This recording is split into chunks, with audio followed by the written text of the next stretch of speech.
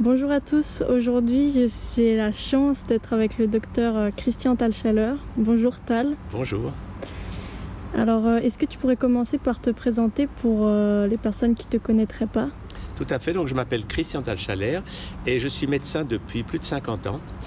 Médecin, je suis suisse, maintenant je suis en France, mais j'enseigne la médecine holistique, c'est-à-dire de s'occuper pas seulement du corps physique, mais aussi du corps émotionnel, du corps mental, du corps spirituel.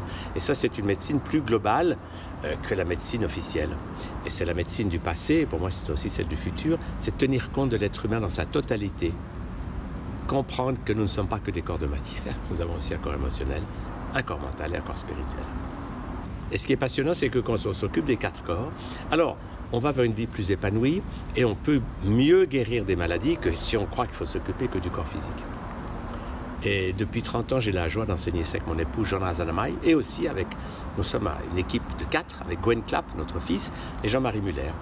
Et sur notre site santéglobale.world, on peut voir toutes nos formations, il y a des tas de vidéos qui montrent tout notre enseignement. Et cet enseignement qui a pour but de rendre les gens indépendants. Parce que trop de gens vivent dans la peur, ils ne savent pas quoi faire, ils font confiance à quelqu'un d'autre qui va leur dire ce qu'ils doivent faire, qui va leur donner un vaccin ou médicaments chimiques. Nous préconisons une autre vision. Faites confiance à votre intuition profonde quand vous êtes relié à votre corps de lumière et vous allez avancer naturellement vers la santé. Mais la croyance que la santé va mieux du dehors d'un vaccin, d'un médicament chimique, ça c'est une croyance illusoire et qui a rendu des millions de gens malades ou les a même tués. Donc il faut sortir de ça, se prendre en main et entrer dans une nouvelle dynamique qui est « je suis relié à mon corps de lumière et je fais ce que je sens qui est juste pour moi ». Et quand je fais ça, alors je vais être guidé pour bien m'occuper de mon corps physique, de mon corps émotionnel, de mon corps mental et de mon corps spirituel. Super. Et qu'est-ce que tu utilises comme pratique, comme technique, comme outil? Alors les outils de la médecine holistique sont très vastes. Sur le plan physique, c'est bien sûr toute la naturopathie. C'est l'alimentation vivante, c'est le jeûne, c'est toutes les techniques qui permettent de bien s'occuper du corps physique, l'exercice, la respiration, tout ça c'est le corps physique. C'est important, mais il n'y a pas que ça.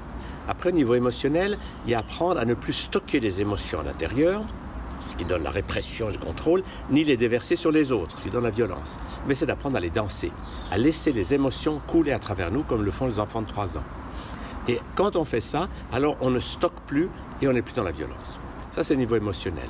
Et la bonne nouvelle, c'est qu'au moment où on lâche les émotions à travers le corps physique, naturellement, le cerveau gauche, qui est l'intellect, se calme, le cerveau droit s'ouvre et on peut vivre des expériences spirituelles. Ça, c'est le monde des chamans. Le propre des chamans, c'est simplement qu'ils ont un cerveau droit qui est ouvert.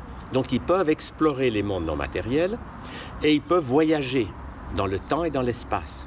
Alors que quand on est dans le monde du cerveau gauche, on est coincé dans la rationalité et quelque chose de trop étroit pour nous. Nous sommes des êtres magiques.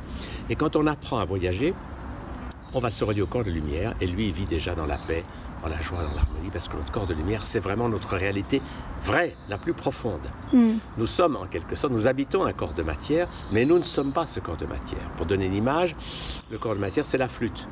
Okay? Mais l'air qui passe à travers la flûte, c'est le flot de lumière qui vient du corps de lumière. Et le flûtiste qui joue, c'est le corps de lumière. Et quand on a cette conscience globale, alors on va être de plus en plus autonome, c'est-à-dire guidé par soi, et plus par la peur qui fait qu'on obéit à quelqu'un.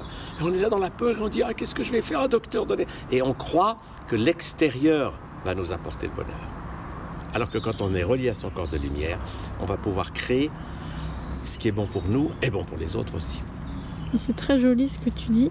Justement, je vais rebondir là-dessus en te demandant qu'est-ce que tu donnerais comme conseil à quelqu'un qui prend une année sabbatique afin de se réaliser, de s'épanouir, de trouver sa voie. Alors, c'est une super idée. C'est prendre du temps. Alors, moi, ce que je dirais, c'est ceci. C'est que jusqu'à 4 ans, on vit dans la joie.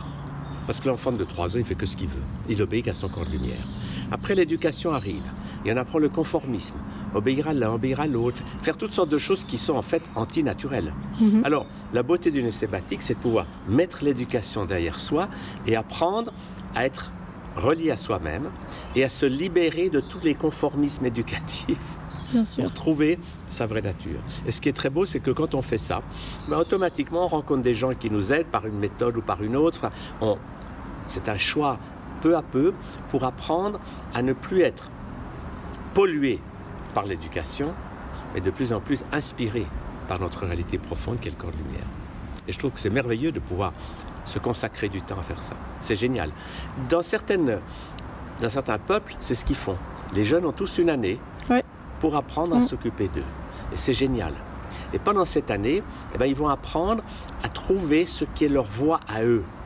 Parce qu'on ne peut pas être heureux quand on fait quelque chose pour quelqu'un d'autre, pour lui plaire, pour ne pas lui déplaire, parce qu'on obéit. La clé, c'est de trouver ce qui est notre essence profonde.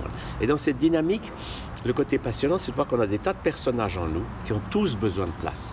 L'enfant a envie de jouer, l'artiste de créer, le guérisseur de faire du bien aux autres. Et notre bonheur, c'est que tous nos personnages intérieurs puissent s'épanouir.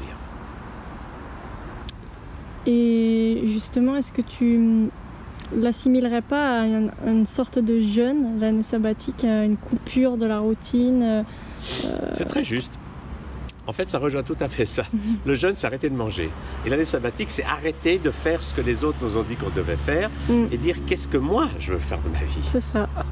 C'est une très belle dynamique. Et je trouve que c'est très puissant. Je donne un exemple. Notre fille Anne, quand elle avait 18 ans, elle passait son bac, elle avait des problèmes d'adolescent. Et elle est entrée dans un jeûne.